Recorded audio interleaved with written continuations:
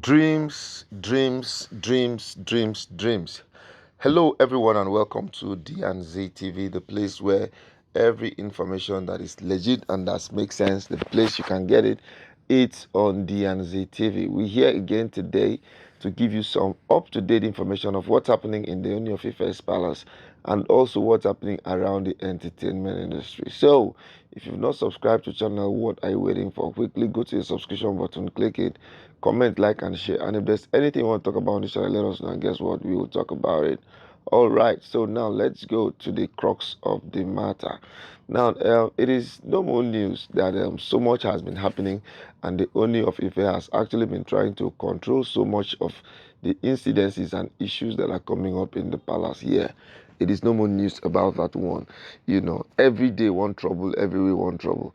But they only had a very terrible dream 2 nights ago. Yeah, a very, very terrible dream that disturbed him. It disturbed his peace so much. There are some dreams that when you have like that, they're going to disturb your peace so much that you wouldn't actually know what to say. So, in the dream that they only had, which he needed someone to interpret for him, Oni said that in the night while he was sleeping, that he saw a face, the face of a lady who is light in complexion and a plus size lady. The lady came into his inner chambers where he was there. So when the lady entered into his inner chambers, uh, he was trying to see the face of the lady because when the lady came into the chambers through with her back, how people normally walk with their back. In the African context now, when you walk into a place with your back, it always signifies something that is evil, something that is not correct, something that shows non-cohesion, something that shows, in fact, yeah, that's the word, evil. So the lady who entered into the house actually entered with her back. So the Oni could not get to see the person's face very well. But after some more squinting, the Oni was able to, first of all, understand the physique of the person. The person was fair and was also a plus size. So on Oni's further interrogation, Oni now finally found out that the person in question who entered his house with her back was Miriam. Oni was now like, Miriam, I don't understand. Why are you here? And if you notice how she came, her coming was very, very, very, looked very, very suspicious because one, she had some reddish elements in her hands. Her hands were kind of bloody, yeah. And one hand was bloody, the other one she was having a knife.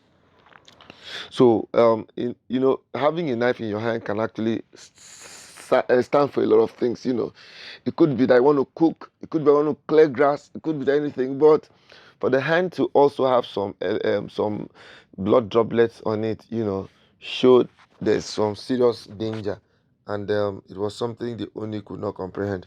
So Oni never even imagined that this Miriam who entered with bloody hands and a knife could actually be for him. So he was still trying to ask what happened, when suddenly Miriam now charged and pierced his chest. He pierced it the first time, pierced it second time. He wanted to pierce the third one. That's when Oni now screamed out. That kind of screaming now that you scream out from the spiritual and now come into the physical. I don't know if that's happened to you before, but it has also happened to me, some time ago. So on screaming out, he screamed out, and as he screamed out, you will not believe the first person they only saw was still the same Miriam. So it was more like a deja vu kind of thing now. You know what deja vu is now. Deja vu is this a situation where something has happened before. You now suddenly see it happening again. Yeah, that's exactly what happened. So the only was kind of like, now how did this happen? What happened here? What happened here? What happened here? So that was exactly the dilemma that the Uni now found himself in. Now, so when he now woke up from that slumber like that, Miriam now ran into him and asked him what happened. But Oni did not accept that wholeheartedly, because there were still elements of suspicion around the whole thing. That why is it that the person I saw in my dream was you, and why is it that the first person I'm seeing as I woke up now is you? So Miriam now started going round and round and round, trying to justify her innocence. That my lord, I know nothing of what you're talking about. Oh. I just came in because I heard you scream. That was why I ran in. Because what happened is, immediately only screamed like that, Naomi just dashed, not Naomi, Miriam just dashed into the house to know exactly what's happening. So it actually kind of caused some friction in the palace. Yeah, it actually caused some kind of friction in the palace, because Naomi, Miriam now was trying to explain exactly what happened. But in circumstances like this, there's an African adage that says, "You will explain, explain, explain, explain, tire. Nobody go listen."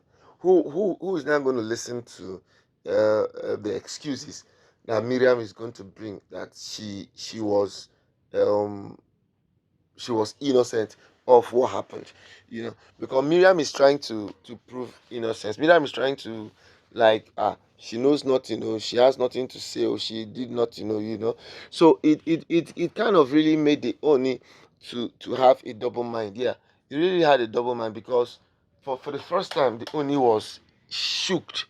For the first time, the Oni was perplexed. For the first time, the Oni was like, I don't know what's happening here. That these are becoming too much of occurrences.